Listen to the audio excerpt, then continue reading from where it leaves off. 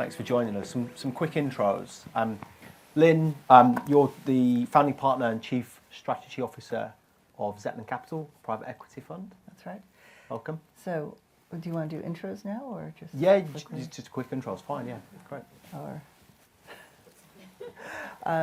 So we started Zetland Capital about 7 years ago, and I'm one of the founding partners.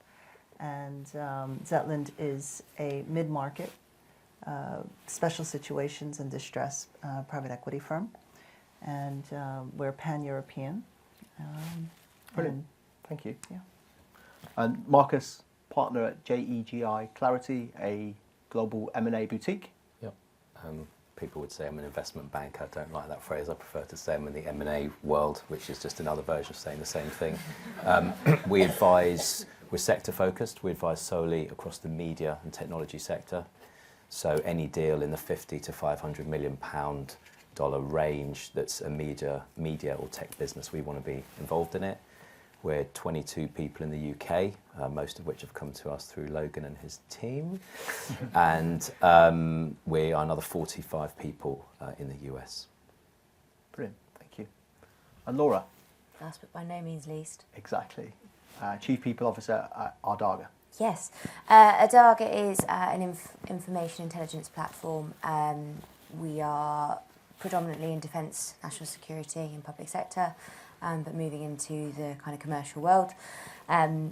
We are 115 people, and I'm the anomaly, so I'm the HR person on the call, or on the panel. It's been an interesting 3 years at Adaga. I started 12 weeks before the pandemic, so this is a very good topic for me. It's all very current. Thank you.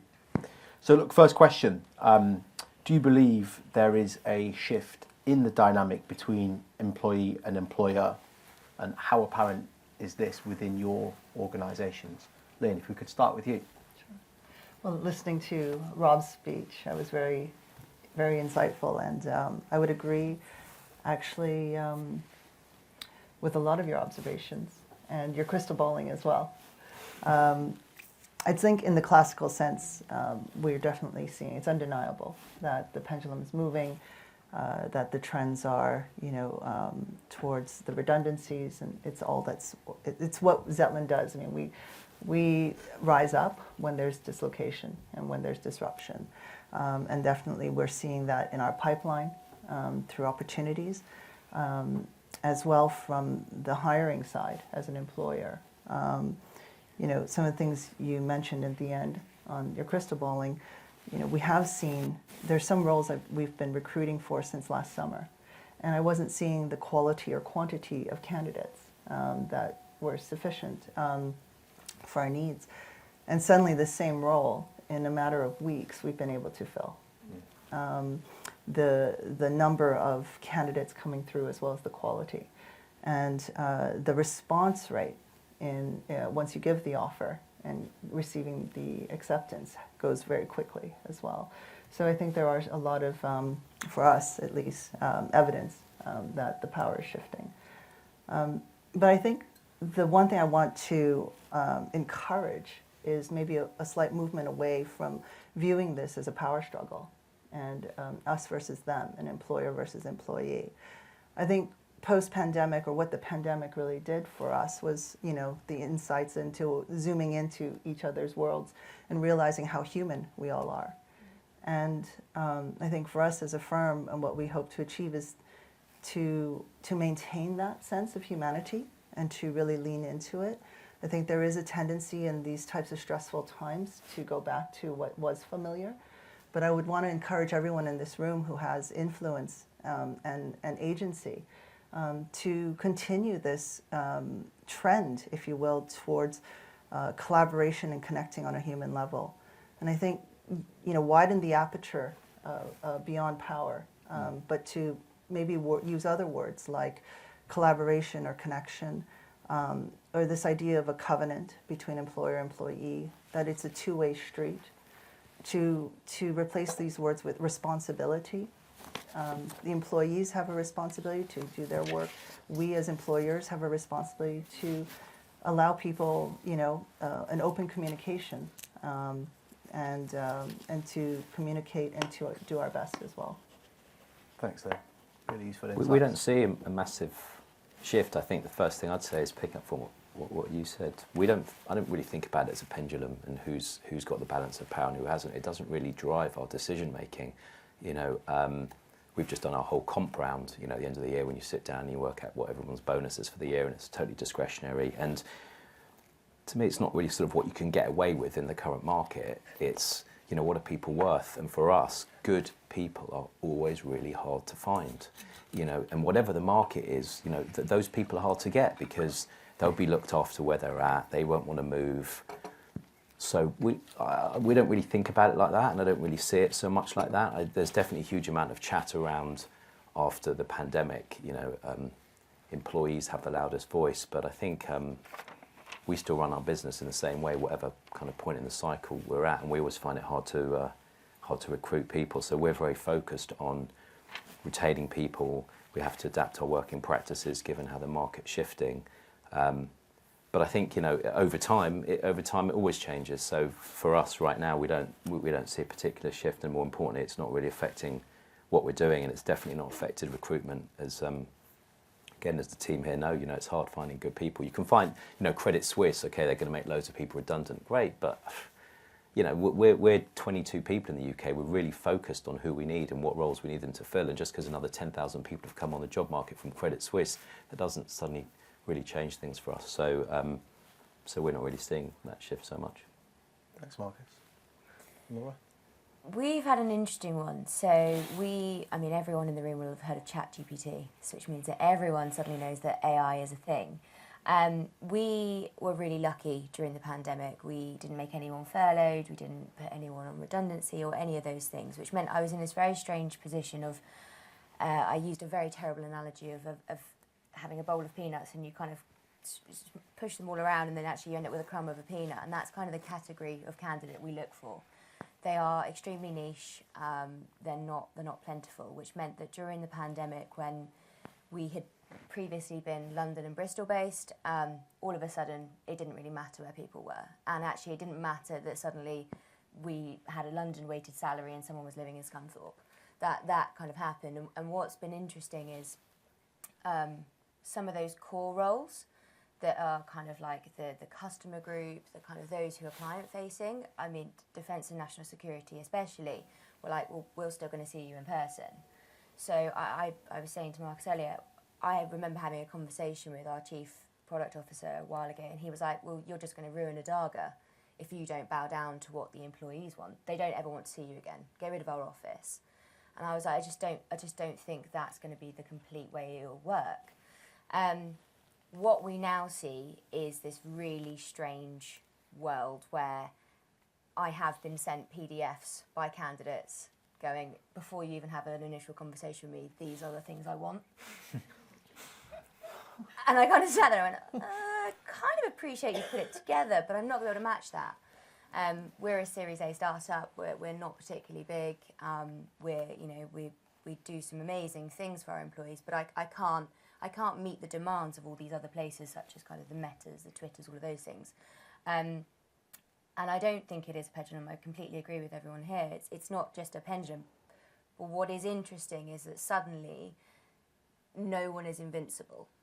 So the PDF person immediately came from a Facebook employee who was like, well, you're never going to get me. They give me my breakfast, they give me my dry cleaning, I can do everything here. I never need to come to you. And all of a sudden it's, oh, actually, hang on, that's not the case anymore. I'm not invincible because I work at a very big tech organisation. So it's a really interesting one for us. We are able to hire, but we are hiring a really, really niche roles. So it kind of makes it still difficult. It's going to be difficult regardless what way we cut that pie. But I think it is becoming easier to say to employees that we'd like to, or potential candidates, these are the kind of things we would like to see from you. But I'm sure we'll get onto it, but there's a very interesting thing of we're supposed to be their therapist, their doctor, their every single thing. And I'm not sure when that will change of the relationship is mutual. It's not you're not just here to give me something. That's typical for HR though, isn't it? It's a nightmare. It's a minefield. Yeah, indeed. Rob, from your experience, and I think you touched upon this, I guess in question of the labour market, do you think we're moving into a market more reminiscent that we were in post-global financial crisis? I think it's too early to say. I really do. When you look at, say, those redundancy figures post 2008, we're not seeing numbers anything like that. And some of the figures, when you look at like jobs lost in the City of London in the period 2008 to 2010, as a percentage, it's absolutely massive. And I mean, I hope we're not. I really do. But we all look at the news. We all see what's happening. There's clearly kind of turmoil in the financial sector again at the moment, and hopefully we don't see the kind of things that happened over those months and years. All I can say at the moment is we're like, we're in that lower level of the slope upwards in terms of redundancy levels. Just keep my fingers crossed that it kind of levels out and it's not as bad. But it doesn't look right now anything like what it was then. And Lynn, obviously you touched upon some roles that you've managed to fill with more abundance of people in the market, I guess. What are you seeing for Zetland? So I think, Zetland, in the way that your employment lawyers are canaries in the coal mines, from that perspective, as distressed special sits investors, we also see things a bit ahead of time in the market. I think the thing to really consider is that the shape of the curve is a bit different, or the crisis of the GFC versus today is different in the way we're seeing it. The GFC was a very financial sector specific dislocation. So the disruption to whether it's banking and M&A and finance was very severe, but very narrow in the way it was affected. It affected the economy and labor, etc. But this crisis, this sort of state that we're in now, is broader. So very much like the slide you showed up on the screen, many more sectors we're seeing dislocate. But the shape of the curve is going to be much more shallow and long, as opposed to this deep cut that happened in the GFC. Yes, and Marcus, as we're now moving out of, I guess, what we're now deeming the pandemic era, what changes have you seen that have had the most significant impact within your business and your market? Yes, there's probably three. I'll start with the one that's the least significant, but the most enjoyable is probably dress code. So you can kind of tell from that versus the picture up there. I don't know, during the sort of pandemic, it was kind of tracksuits and a shirt, or tracksuit and a t-shirt, or shorts, or I don't know what, And in our game, we used to wear suits and ties a lot. All our clients are media clients, so people didn't want us walking around their ad agencies wearing suits and ties, but we'd always kind of wear suits. And for some reason, the dress code's just not gone back to what it was before, which I have to say I'm very much enjoying that. The other two things I think are probably more significant. There's travel. In our world, everyone just loved the opportunity to jump on a plane. If there was a pitch in America, if there was something in Europe, you'd just jump on a plane for a 2-hour meeting, you'd come back home again. That's really changed, and there's a big acceptance now to the fact that when our US team are doing a pitch in New York or Boston, the European team can join by Teams or by Zoom, and that's okay, and sort of people don't question it. So there's a huge saving on your own, your personal life, travel expenses, just everything around you, because you're doing a lot less travelling. What I would say though is you're seeing that you have a bit of an advantage if you go in person now. So being in person is a bit of a premium. So actually, if you're doing a big pitch that's led out of the US, they probably expect the UK guy or girl to join by Teams or Zoom. And actually, if you go in person, I think you're starting to get an advantage on your competition by doing things in person. And then the sort of the big change that we've obviously seen in the business is the whole working from home thing. And, before the pandemic, it pretty much was sort of frowned upon, this idea of working from home. I mean, if there used to be tube strikes or bus strikes before the pandemic, people just walked to work, right? And everyone would somehow find a way to get to work. Kind of now, there's anything and people work from home for the day, whatever it is. So, but in our business, which is fundamentally doing deals, we can do our whole business online.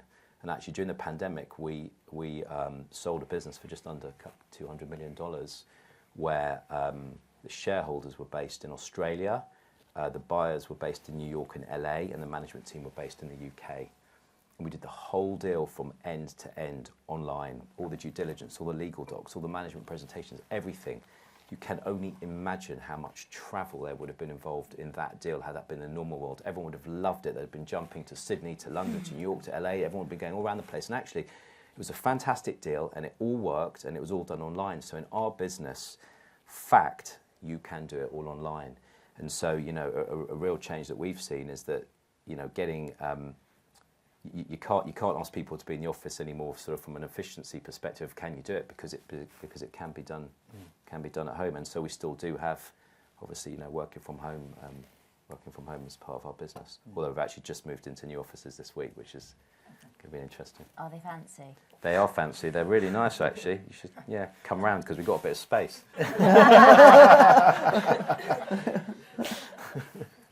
And Laura, you touched upon it earlier, actually, some of the post-pandemic changes impact upon the workplace and the importance of face-to-face. What changes have you seen within Ardagh and how's that impacted? It's a really interesting one. So 65% of our business are technical. So that's the kind of data scientists, software engineers, that kind of thing. And sweeping statements aside, and it's not generalisation in full sense, but I've had some of them say to me, this is the dream. I just don't have to see anyone. And it's like, okay, how do I get through this?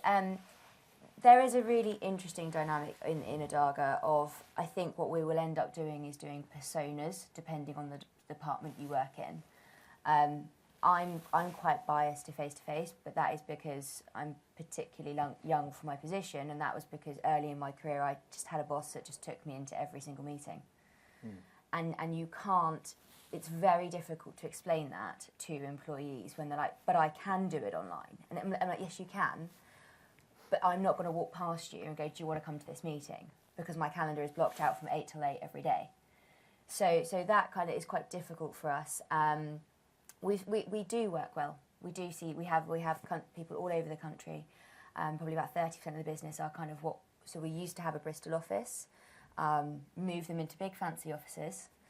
And then no one went back apart from one man and his dog once a week. And that wasn't a viable option for us to keep. So we've only got our London office now. And we do lots of calls to Australia, lots of calls to America, and those are fine. But that's not stopping us thinking about our landing teams for those countries. Because I think some of those things you just can't do it completely. You can do things remote. But for us, trying to explain to the technical side of the business that actually sometimes coming in person and doing a planning session and just going for a coffee with someone, trying to explain to them that sometimes adds just as much value than a physical output is probably one of the biggest challenges, and one of the almost exciting things to work on is trying to say, yes, you don't think I've been productive because I've not produced X amount of code, but actually you've just had a conversation with someone you've never met before, and now you are going to be a powerhouse of influence because you've both got the same experiences is really important. Is that the persona thing that you mentioned at the start? Yeah, I think so. So actually it's I'm really lucky I speak to the Chief People Officer at London Stock Exchange, and that's what they've just done. So they've just done personas. So if you're a technical person, you kind of come in X amount of days a week. If you're a customer-facing person, you come in X amount. And that's to do with what are you doing when you're there. And for certain people, actually having a more of a task-driven reason to be in person seems to be resonating better than just being like, well, come in. And they're like, it's noisy, I don't get anything done. And it's like, well, you are getting something done, it's just a different value. Makes sense. Thank you. And Lynn, since founding Zetland Capital in 2016, how have you adapted your approach to the workforce as a response to some of the shifts that we've discussed?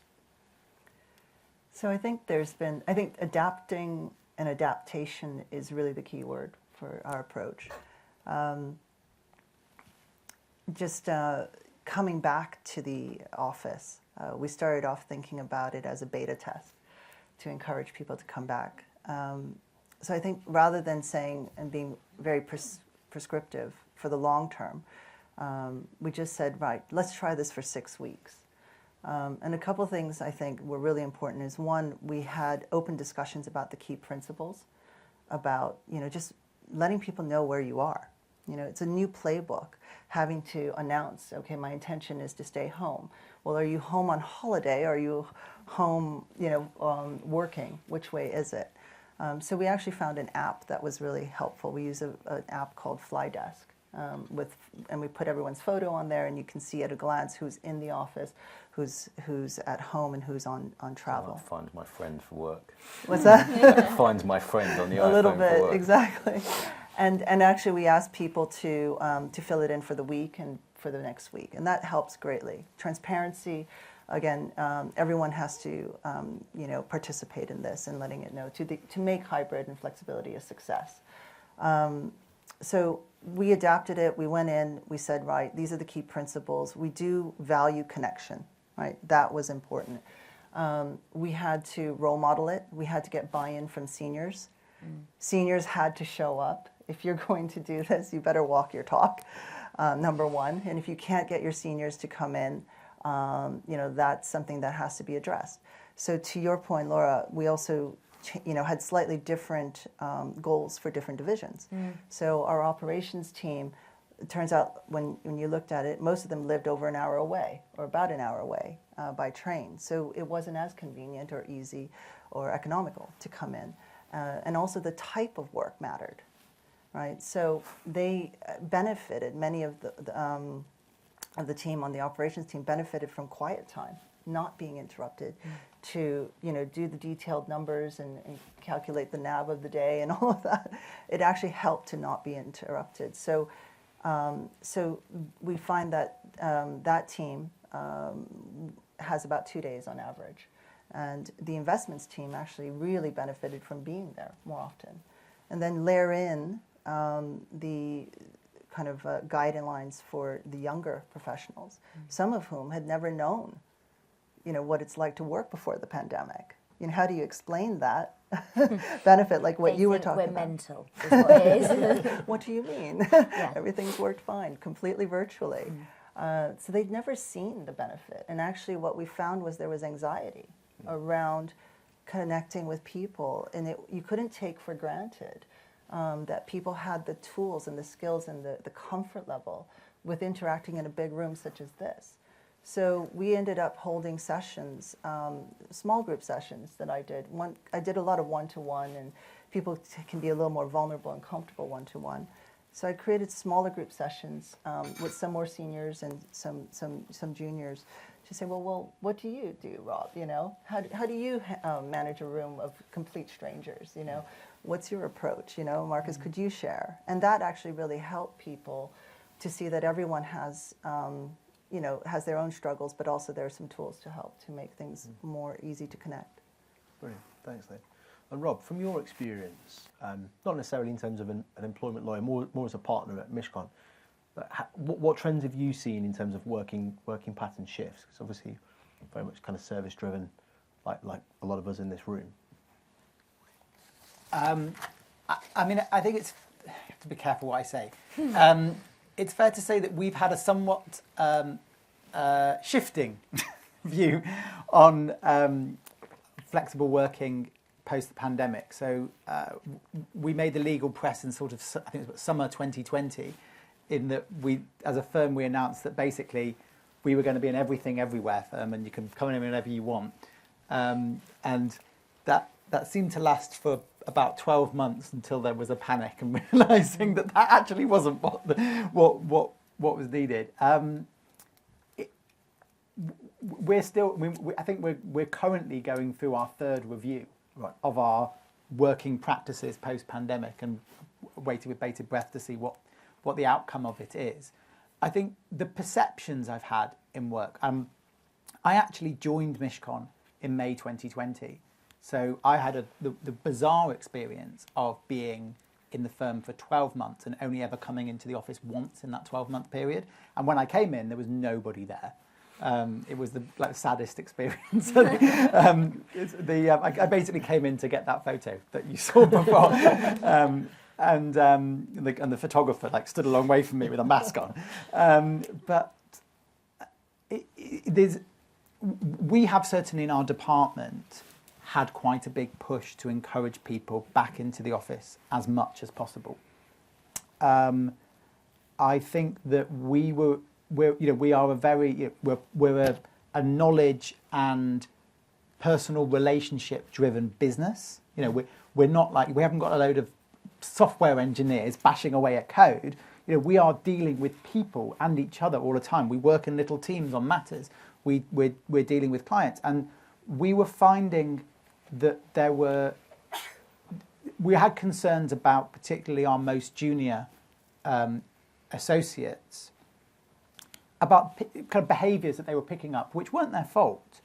But there's a cohort that basically qualified around 2020 and 2021 who are just a little bit different from even the ones who are coming in after them, who have a bit more of a normal workplace experience. And I think there are things that you kind of learn by osmosis, being in the office and being around other people and more senior people, that you don't pick up by working in your little silo in your bedroom in front of your computer where you're given a specific task.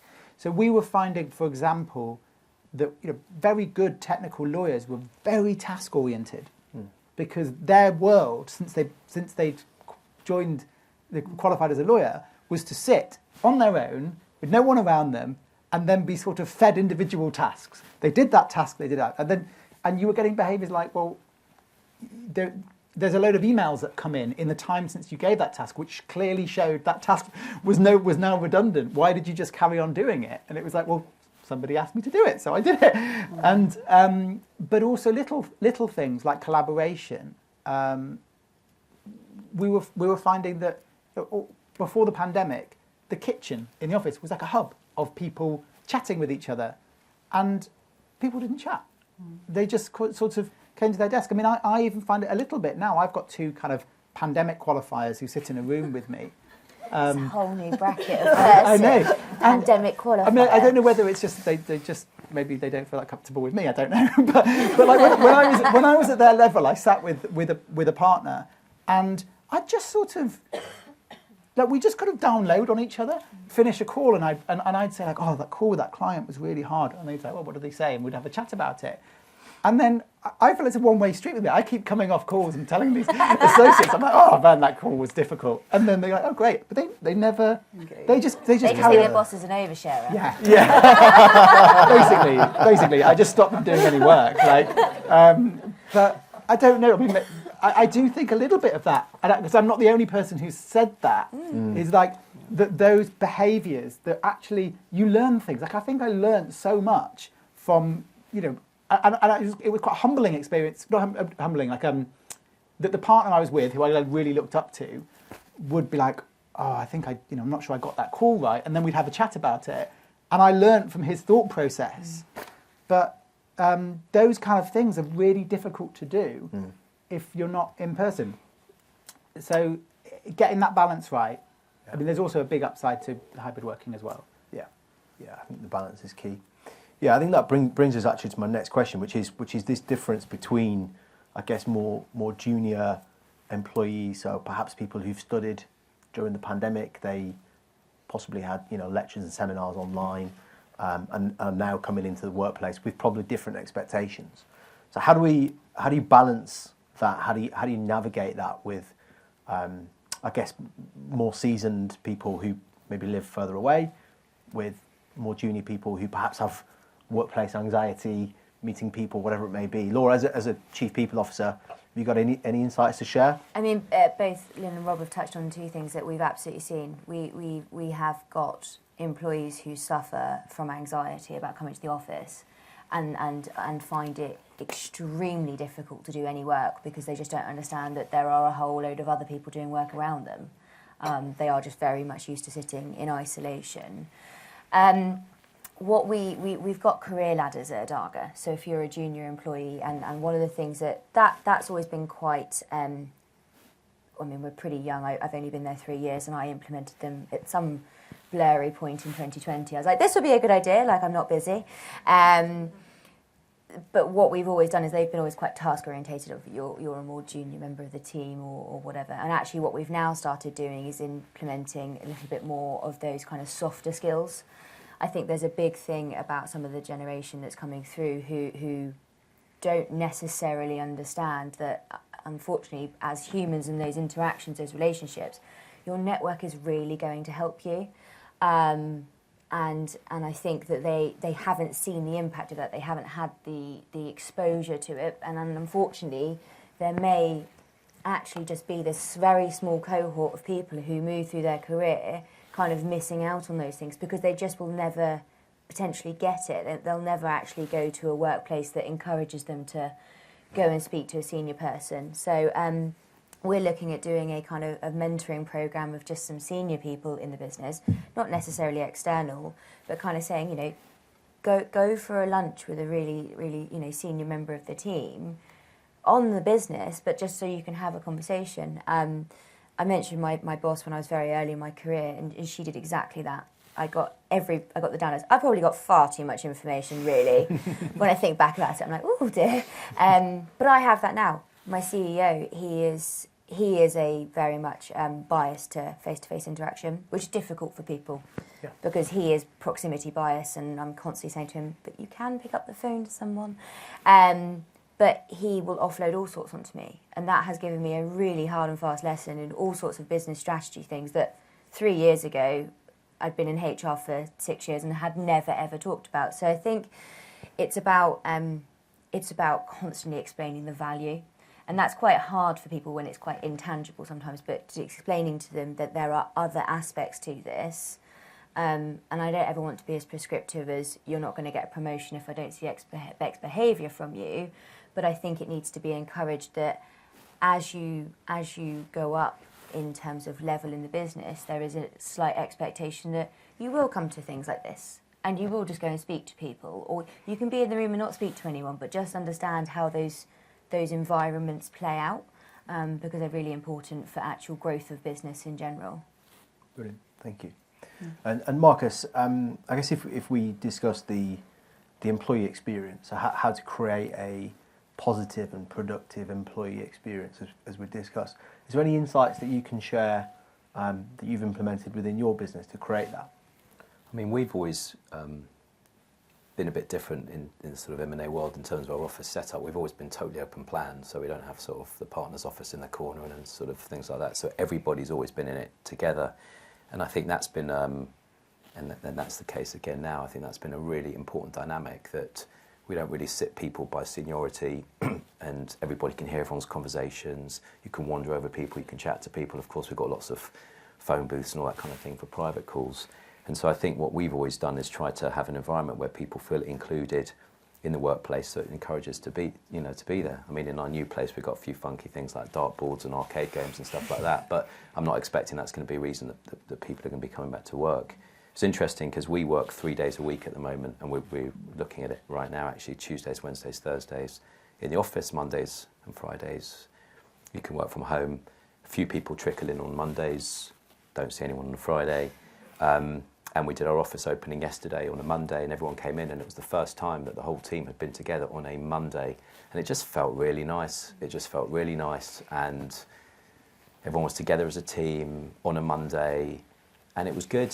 And everybody was like, this is cool, actually. And they liked it, and they remembered why they all liked being together. And I think over the coming weeks and months, I think we are going to see more and more people coming in on Mondays. And I think Fridays will continue to be the sort of day of less attendance. Brilliant. Thank you. Thanks, Marcus. Really great insights from our panel. Thank you. I guess now it's time to hand over to you, our guests, with a Q&A. I do have some questions here that were submitted at registration stage. So perhaps if I start with this one, and then I'll maybe go to the room next to ask a question. So first question that was submitted was, it would be interesting to hear from the panel if they believe hybrid working can only be effective in the long term if structured correctly, i.e. set office working days. Which I guess is, to your point, Marcus, I guess to expand upon that, so are you hoping to potentially remove that Monday and have that as an in-office day. Now Yeah, you've I'd got your like my new team office. not to find out about that because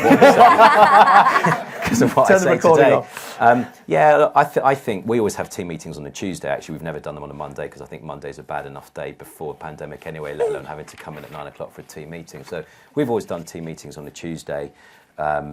We've always had structure around the hybrid working, Tuesdays, Wednesdays and Thursdays. I think you just know what you're getting with that for us, and people have different views here, but I think you just know everyone's in on a Tuesday and a Wednesday and a Thursday.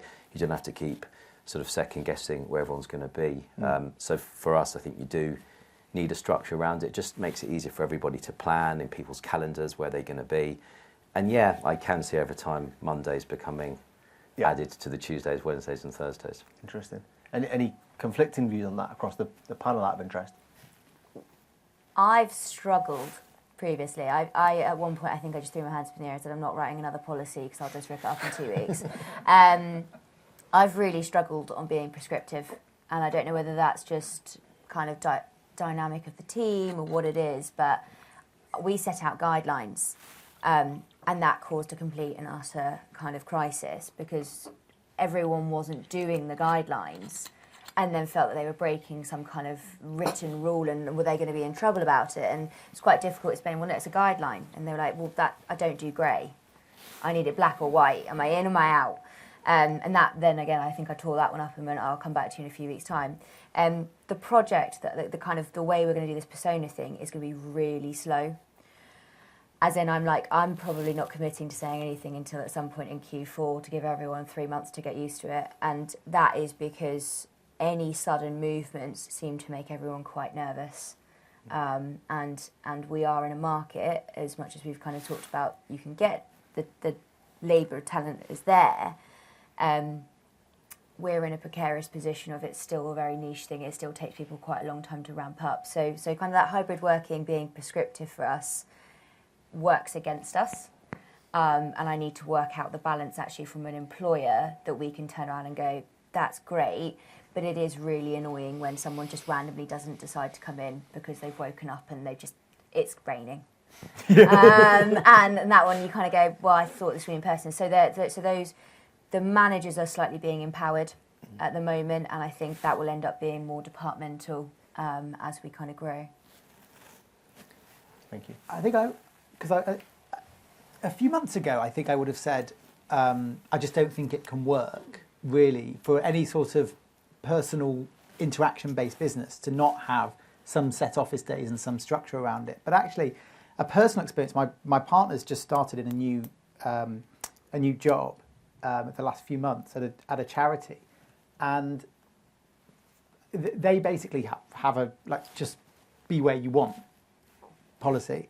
And it's worked remarkably well. And she's kind of felt very integrated into the organisation, despite the fact that I'm not the number of times she's actually ever been in the same place as all of her team are really quite limited. And so I was looking and thinking, well, what's going on that's made this work?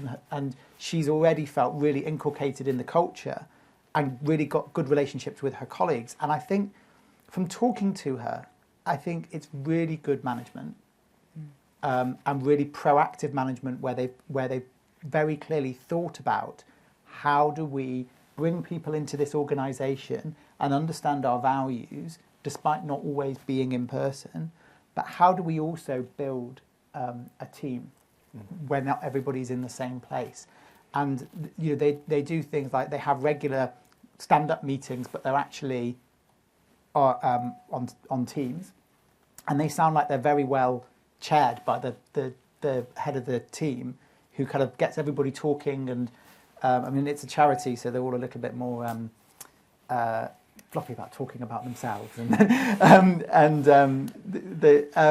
but they seem to have regular, I think about once a month, kind of a social thing to get everybody together. So they've gone bowling or they've gone cocktail making, so that they're not ever expected to all be in the office at the same time. But there is a sort of like, well, we're going to do this nice thing once a month so that you guys are all together and you get to know each other. And maybe she's in new job honeymoon period, but she seems really positive about it. And that experience, I thought, oh, okay, it can work. But I can also see, as a manager myself, and I'm talking to her, I'm like, wow, that's quite a lot of work that person's doing to do that. I think the job of a manager is almost, I think a lot of that, there is a lot more work to do when your people you're working with are not all in the same place with you. Actually, a lot of those ideas is what we actually implemented at Zetland. When we came back at the back end of 2021, the first thing we did was an offsite. And historically, we've always done at least 3 or 4 offsites. And we're small enough, we have the same benefit, we're only 30 people now. So we can all still fit in a big room. And the first exercise we did was a 3-hour exercise the entire morning called the autobiography. And people were given a bit of a heads up, but it was this idea that we haven't had the opportunity to gather in the kitchen and by the water cooler in over 2 years. So how do we accelerate this? You have to be proactive. You have to, as a manager, and thoughtful about it. So we constructed it and said, come prepared to speak about yourself for 2 minutes. Not just your CV, but something personal about yourself. And it does take time, even like just those 2-minute conversations around the table. And and at the end, people were just amazed. They said, wow, I had no idea that person had such challenges in their life, or that was their background. And that we've continued on that for the onboardings, where people have to stand up and introduce themselves. Again, not just their CV, but something personal. We layered in social events. So we have at least 4 to 6 of those a year, and then we layered in these town halls. So again, I'd say thoughtful, proactive structure, but one that still allows that flexibility. I kind of think with the working from home question, and is it here to stay? I think a lot of people can sort of feel beaten into it. Oh yeah, it's here to stay. It's not. I think you can work with it and turn it into a positive. I think it's, for us, I think we will go back to 4 days a week. And I don't think we'll go back to 5 days a week. And I don't say that in a defeatist way. I think that's good. People will be in the office, we'll work really hard for 4 days a week, we'll all be together, we won't have to keep clicking on Teams and trying to find where the person is and getting forward to their voicemail and all that other stuff. And then the 5th day, you know what? Yeah, maybe people will do a few more deliveries and things like that. They'll still do what they need to do. And I think we'll just get a better team for it. I think that's good, as opposed to doing that because we have to do that. I think we should sort of turn that into we're deciding to do that, and we think that's good for the business. So I think there'll be an element of that that will always be here to stay, and it will be different in different industries. My wife works on a trading floor, and since March 2020, they have been in 5 days a week, every week, and they got given those letters saying we're really important to society. I had to write one of those to myself. Right. So show to the policeman, because you couldn't do trades of X billion dollars off your Wi-Fi at home while the kids were watching movies. So I just think it's going to be different for different industries. Sorry, I will hand back over to you, but Friday is my slight decompression day. So I'm in the office, and someone said to me, "Oh, do you work really long hours?" And I don't necessarily work very long hours. I work a pretty normal day. It's just very intense. My job tends to be, and I actually keep saying to the team, I'm just going to change my name, because I walk around and someone will go, "Laura." I'm like, "No, change my name today." So I spend I get in, and then that's can be me for the whole day, and then I still don't have any time to decompress or just do my emails or just breathe. So I find that Fridays are, I have a sacred yoga class. That is my one thing, and I'm not going to do it. I'm just not going to not do it on a Friday morning because it's the only thing I have sacred in my week. And Fridays, I tend to try and not have as many meetings. I try and to be a little bit less in people's faces and try and get on with stuff that's a bit more thought intensive or whatever. And we have the linchpin of our week is that we have something called Charlie 1, which is our all hands meeting, and we have that every Friday. And sometimes that can be half an hour, and sometimes it can be an hour and a half. But that's the one thing that we have ticking through at the moment, that with a very light team that can't necessarily fund everyone to come in because people have moved to Devon and expect me to pay their trains, their taxis, their food, everything. Having those actual still things where no, they don't all turn their cameras on. No, they don't turn it on when they present. And there's some behavioural things that we need to encourage. But actually still having that one linchpin every week means that you could be anywhere. Even in another country, if you're working on a Friday, you still dial into that kind of thing. So you can have that balance of decompression in other ways. Definitely helps. Thank you. Any questions from anybody in our audience? I do have some more. One at the back here. I assume you can hear me for the benefit of the recording. Just interested in views on, and perhaps the legal avenue, but also the practical view of when we talk about hybrid working, but then what we actually mean by flexible working, because I think the two are different. And I think most of us in the room would say that, you know, there's all sorts of surveys and we see people that seen a benefit in the ability to be flexible. It allows them to work around their life, it reduces burnout, etc. But if you try and correlate that with we want to be in the office 4 days a week because we collaborate, where does that come together, and where do you see the tension in that, as the workplace evolves? Just interested in viewpoints. Yeah, thank you. So hopefully the camera picked it up. So the main difference between flexible working, hybrid working, from a legal standpoint, right? Well, legal, but then also how does the rubber From a hit the practical road in standpoint, that? Because yeah. as you say, if you want hybrid, be in the office 4 days a week, in my mind, is not the same as giving people true flexibility. And Yeah. particularly if you think about the Equality Act in that, you know, how does that really, you know, sort of converge for employers from the legal and the, you know, the values angle? Sure. Rob, it seems natural that we should start with you. I think it's a really good question. And actually, as you were saying it, I was thinking, they are two very distinct things. And actually, when I was speaking, I was sort of confusing the two.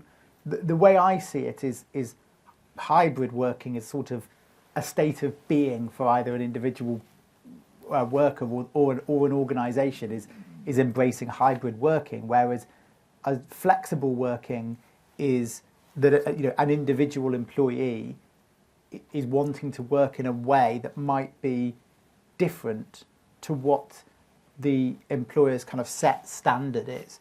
And it is important to draw that distinction, because from a legal perspective, I think employers have to be very careful about saying, okay, well, we now have this policy that everybody's got to be in the office 4 days a week. And then somebody comes with a request and says, well, you know, actually, that doesn't quite work. For childcare reasons, I can't get a childcare place on a Wednesday.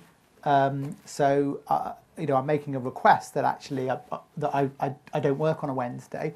And the employer goes, well, you know, our workplace, that's how we do. We're hybrid working. We come in Monday to Thursday and everybody's off on a Friday. And what you've actually got there is an employee who's made a flexible working request. That, first of all, gives them certain rights for how that's treated. And there's a regime for dealing with flexible working requests, which I expect quite a lot of people in the room will know what I'm talking about.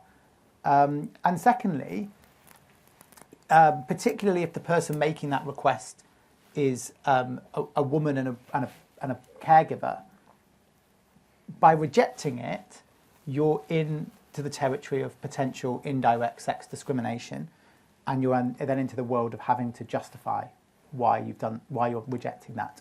So it's really important to draw that distinction. You're absolutely right, and I'm sorry if I've muddled things up, but they are two different things.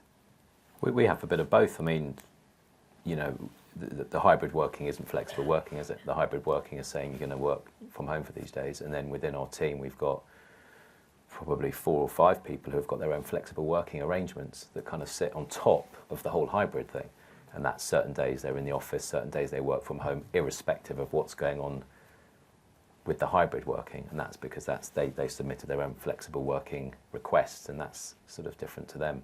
I think you're right, though, when people talk about flexible working, we all use that term flexible when we don't really necessarily mean it in that way. It's more hybrid. Thank you. One more question? So we've chatted a lot about flexible working, hybrid, and God, it feels like it's dominated my life for the past few years.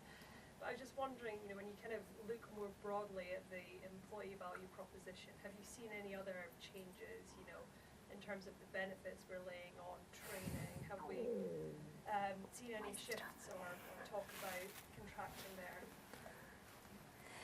Do you want me to go? I'll go from the HR. I feel your pain. There is a very interesting approach going on at the moment about what an employer should provide for an employee. In the 10 years I've done this, I've never ever thought about anyone paying my commuting cost to work. And I now find that we literally have candidates who are like, unless you pay for me to come into the office, I'm not coming in. And it's a really interesting dynamic. I had a guy come over to me the other day and he'd come down from Yorkshire and he was like, oh, why aren't you paying for my hotel? And I said, well, because it's a 2-hour train to York and that was deemed that actually you could make that journey in a day. He was like, well, I need you to pay for this. This isn't going to work for me. And I kind of turned around and I probably shouldn't have, but I was a bit grumpy. I turned around and I went, well, no one pays for me to come in. And I was like, it cost me 70 quid a week to come in. And I do that 4 weeks a month. And I was like, so you're asked once every 3 months to visit the office. And you don't pay for that either. So that's an interesting dynamic. But I think from the benefits, we are, as employers, or I personally am expected to provide healthcare and well-being and a whole host of other things that we can't afford. That's as simple as it is. We can't afford to do that. And I think there's a really interesting thing of current employees demanding, and it's that, never say it to them, but, well, which of your colleagues would you like me to let go of then?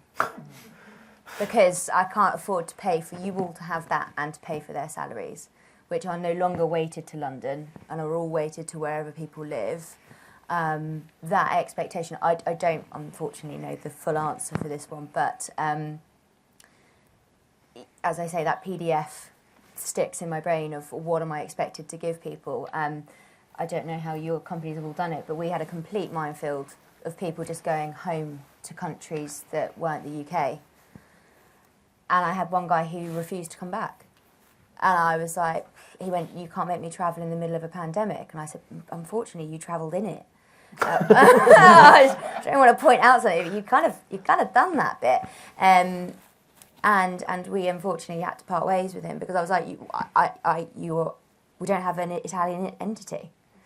And that's a big expectation that we're seeing more and more now is we do something called a Darga Anywhere Days, and that's kind of the risk that we've taken on, and we've done risk analysis to it of we can give you 20 working days a year that you can do elsewhere. And every single month I do a people open hour. First question from the same guy, when are you going to increase the Darga Anywhere Days? To the point I actually go up to him now before I go in, I'm like, Christian, please don't ask the same question. I'm not going to change. So I think reviewing what you're doing, reviewing that. I think doing the focus groups is really important. But there is some transparency needed of just because we have nice business cards and a nice office does not mean that I have very, very deep pockets to give you everything. And it's going to sound terrible, all the HR people close your ears. And if you churn those people, they're not the right people for you. Because there is just going to be an ability where someone else somewhere will hit every single marker, and that might just not be you. So don't kill yourself trying to do it because you just can't please everyone. Well, yeah, Gosh, that sounds very personal. You know, like, we do benefits. God. We do benefits. You know, we've got standard benefits. We haven't really changed those pre and post pandemic, and you know we're very focused in what we do. We're media M&A advisors, particular deal size. That's our world. Kind of, if you want to join us, we want you on board. Come and be part of the team. We've had a lot of people stay with us for years. I'm not interested in throwing another gym membership or whatever. You're just paying people more money, so just give them a bigger bonus or give them a bigger salary review. And I'm not, you know, I sort of feel like we want people to be on the bus who want to be on the bus.